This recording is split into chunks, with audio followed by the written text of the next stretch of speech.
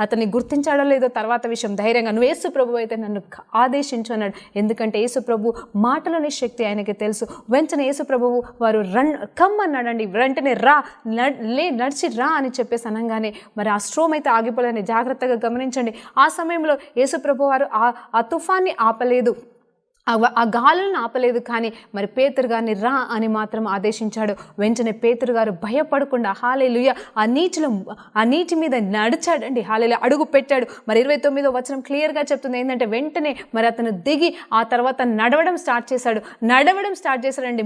మునగడం అనేది తర్వాత జరిగిన సంఘటన. తను ముందు నడవడం స్టార్ట్ చేసినప్పుడు అప్పుడు జరిగిందండి.